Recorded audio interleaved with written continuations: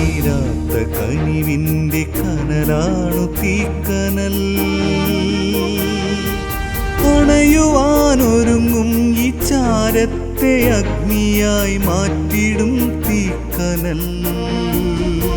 തീക്കനൽ തീക്കനൽ തീക്കനൽ.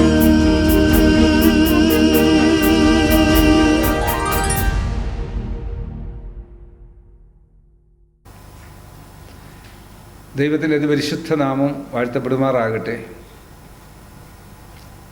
ഈ വചനം കാണുന്ന കേൾക്കുന്ന എല്ലാ പ്രിയപ്പെട്ടവർക്കും ദൈവം തമ്പുരാൻ ശക്തമായ അനുഗ്രഹങ്ങൾ നൽകട്ടെ എന്ന് പ്രാർത്ഥിക്കുന്നു.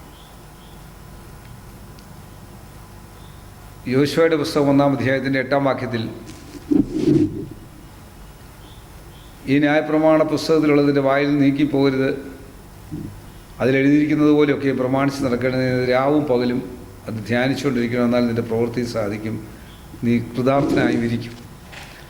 മനുഷ്യ സമൂഹം ഇന്ന് ഭയവിഹ്വലരായി നിരാശപ്പെട്ട് കഴിയുന്നൊരു സമൂഹത്തിൽ കഴിയുമ്പോൾ, നിരാശയും ഭയവും കുറ്റബോധവും ഒരു സമൂഹത്തെ മുഴുവൻ തകർക്കുമ്പോൾ, രാവും പകലും, day and night, the meditate means to think about over and over. രാവും പകലും എന്ന് പറയുന്നതിനകത്ത് അർത്ഥം വേദപുസ്തകം ധ്യാനിക്കുന്നത്, അതിലെ വാക്യങ്ങൾ ധ്യാനിക്കുന്നത് ഒരു നേരം കൊണ്ടൊന്ന് വായിച്ച് അവസാനിക്കുന്നതല്ല. രാവിലെ 10 മിനിറ്റ് വേദപുസ്തകം വായിച്ച് പരിപാടി തീർക്കുന്നതല്ല. അത് തന്നെ ധ്യാനിച്ചുകൊണ്ടിരിക്കണം. ഒക്കുമെങ്കിൽ എത്രത്തോളം വായിക്കാം അത്രത്തോളം വായിക്കണം.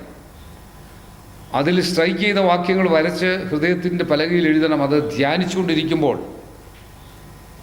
അപ്പോൾ അതുകൊണ്ടാണ് ദൈവസന്നിധി നമുക്ക് പറയാൻ സാധിക്കും, father thank you, you have me the palms of your hands. ഉള്ളംകൈയിൽ വരച്ചിരിക്കുന്ന ദൈവത്തിൻ്റെ ആ കൃപയോർത്ത് ദൈവത്തിന് സ്തോത്രം ചെയ്യാൻ സാധിക്കും. അത് മാത്രമല്ല, അത് നമ്മളെ thank you for the promise that the path of the righteous, my path is getting brighter and brighter. I know that you are ordering my steps. എൻ്റെ രാവും പകലും വരുമ്പോൾ എൻ്റെ എല്ലാ ചിന്തകളിലും അത് എന്നോടൊപ്പമുണ്ട്. അത് that encourage, empower, build your faith. വേദപുസ്തക ധ്യാനം ഇത് കാണുന്ന കേൾക്കുന്ന എല്ലാവർക്കും ഒരു പുതിയ ശക്തിയും പുതിയ ബലവും നൽകട്ടെ എന്ന് പ്രാർത്ഥിക്കുന്നു. കണ്ണുകളടയ്ക്കാൻ പ്രാർത്ഥിക്കാം. കർത്താവേ, രാവും പകലും സങ്കടപ്പെട്ടും വേദനകളിലും ഇരിക്കുന്ന ഈ വചനം കേട്ട എല്ലാ പ്രിയപ്പെട്ടവരെ ഓർത്ത് പ്രാർത്ഥിക്കുന്നു.